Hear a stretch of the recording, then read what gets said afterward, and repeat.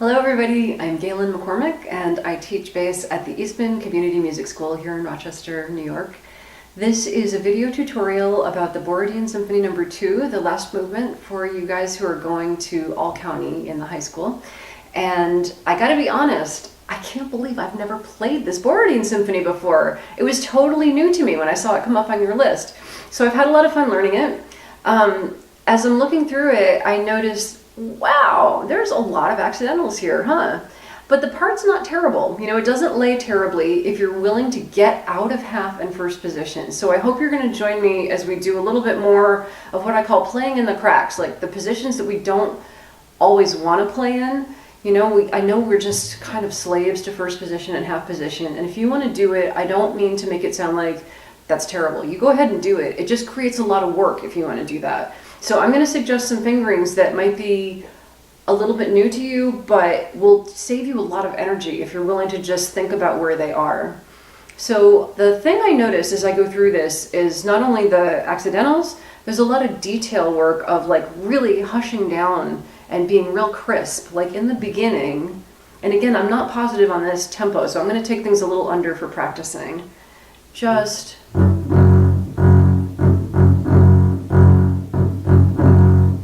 being real crisp with those eighth notes.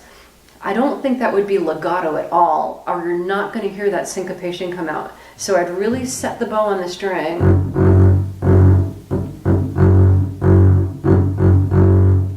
And make sure that we have a little bit, just a little bit of clarity between every note as you go through there. Then you only have 2 measures to make your crescendo. So just paying attention to those kind of details so you don't wait too long, don't come in too early, just being right on top of your game when you do this. Now let's jump to the pickup to letter A. So you have that single note at the end of line 2, and then we get into letter A. Okay. There's that one note before letter A. Really make our accents pop out. 1 and 2 and 3.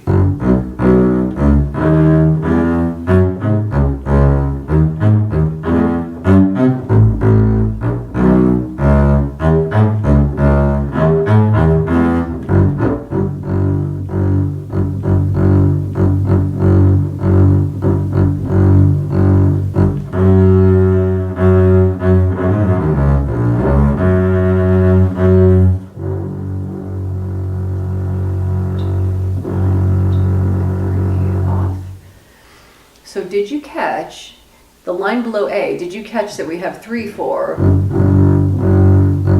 4, 3, 4, 1, 2, 3. Now here's where I suggest you switch to 1 on F sharp.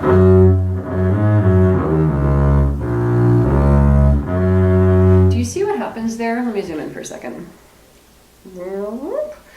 What happens is that A sharp, like who likes an A sharp? I want to play it back here where it's B flat in half position, but if I do it here, first finger on F sharp,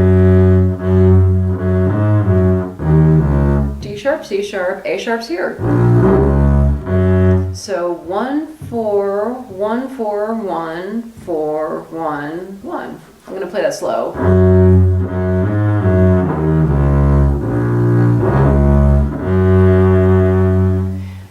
Jump down to the next line.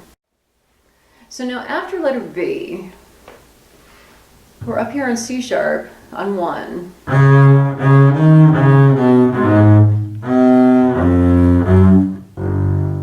So there's a couple shifts. I don't really see a better way to do that myself. The only way I see is you can either do this and then shift 1, 4, or you can shift right on the C sharp. Now, and I shift right again to kind of compact the third beat all together. I have a slight preference for shifting all on the beat, so it would be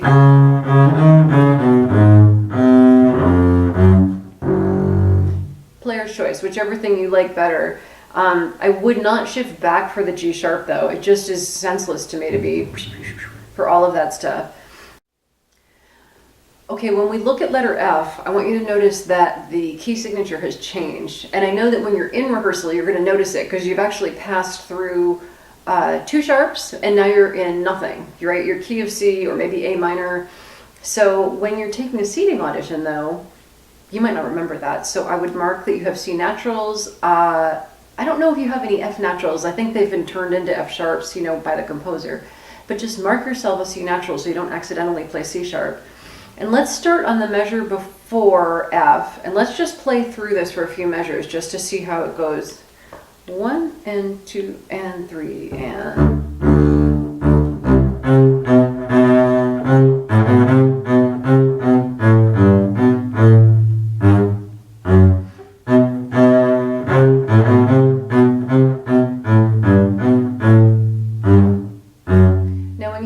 slashes on these notes, it means think 16th notes and fill up the measure with all of the space of 16th notes. So 3 beats of 16th notes. So these will go 1, 2, 3, 1, 2, 3, 1, 2, 3, 1, 2, 3. Okay, quick, we got to talk about accidentals. C flat equals what? B natural. If you need to think about it that way. However, you have a D flat right afterwards, so I'd start this on your first finger. D flat equals C sharp, so B natural C sharp, if that helps. It's the same thing as we had earlier in terms of how it lays on the bass. You can do that again. E double flat, my friends. D natural.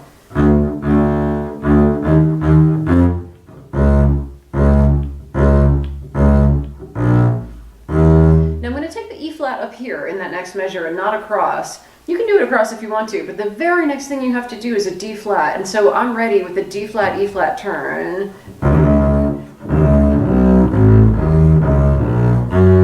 So this is one of those moments, like you can do your thing. If you want to go back, you can do it, but here's what happens when you go back.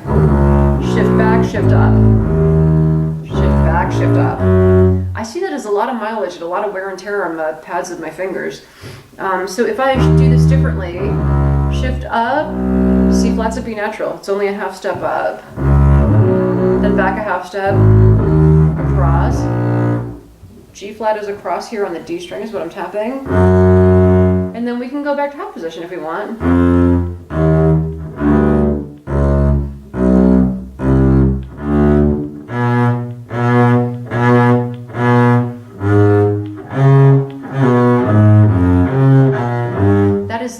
Same finger pattern I just did low.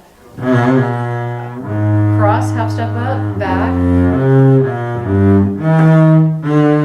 And I think you can figure that out from there.